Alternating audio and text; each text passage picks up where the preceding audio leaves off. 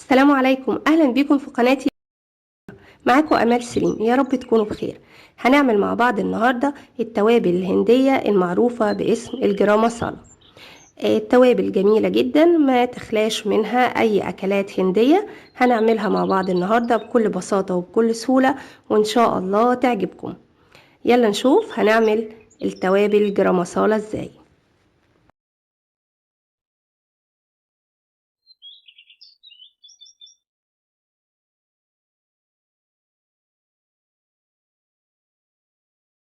يلا نبدأ ونقول بسم الله. أول حاجة أحب أعرفكم معناها، وهي كلمة هندية تتكون من مقطعين: جرامة ومعناها حارة، ومصالة ومعناها خلطة، أي بمعنى الخلطة الحارة. وهي توابل هندية وبتستخدم في جميع الأكلات الهندية، يعني مش هنلاقي أكلة هندية إلا وفيها الجرام مسالة. تعالوا نشوف مكوناتها مع بعض. معانا معلقة كبيرة من الكزبرة الناشفة، معلقة كبيرة من الفلفل الأسود صحيح، ومعلقة كبيرة من الكمون، ومعلقة صغيرة من الشمر، و3 من نجمة ينسون، و2 عود قرفة، وكمان 3 من ورق اللورة، و14 حبة من الحبهان أو الهيل. ولو في هيل أسود يبقى 10 هيل أخضر، و4 من الهيل الأسود.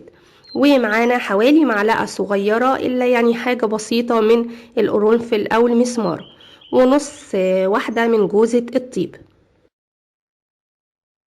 كمان بنضيف 2 قرن من الفلفل الحار المجفف، وده حسب الرغبة، يعني اختياري، ممكن تضيفيه وممكن لا. لو مش عايزة ان البهارات تكون حارة، بتكتفي بالتوابل اللي احنا حطيناها مع بعض.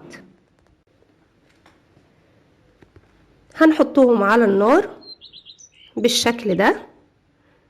انا حطيتهم على نار هادية واستمريت في التقليب حوالي 4 دقايق. طبعا المدة دي حسب النار اللي انت حطاها عليها. هو المهم ان هما تحسيهم كده طلعوا الريحة بتاعتهم، هيطلعوا ريحة قوية كده. طبعا الزيوت العطرية اللي في التوابل دي بتكون ريحتها قوية. اول ما تشم الريحة بشكل واضح يبقى هي كده تمام، جهزت معاكي. فلو حطيتيها على نار هادية يعني بتاخد حوالي 4 دقايق، ولو على نار عالية بتبقى حوالي دقيقتين، وبتقلبي فيها بشكل مستمر. بعد كده بنحطهم في المطحنة. بتكسري عود القرفة بالشكل ده عشان بس ما يبقاش تقيل على المطحنة معاكي، وورق اللورة. وبعد كده بتحطي عليهم باقي المكونات، وكمان جوزة الطيب برضو حاولي كده تكسريها عشان تكون اسهل في طحنها.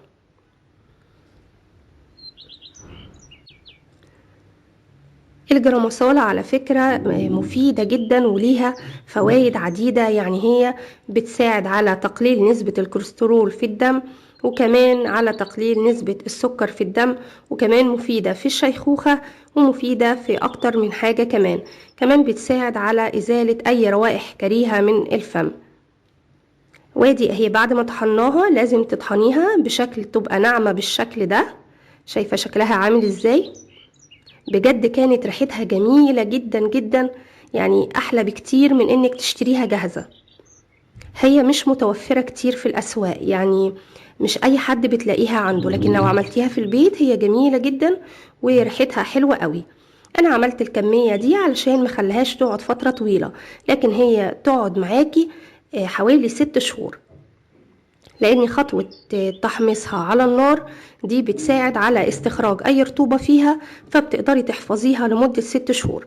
لكن طبعا كل ما عملتي كميات اقل بتفضل ريحتها اجمل، فيعني حاولي تعمليها على فترات متقاربة.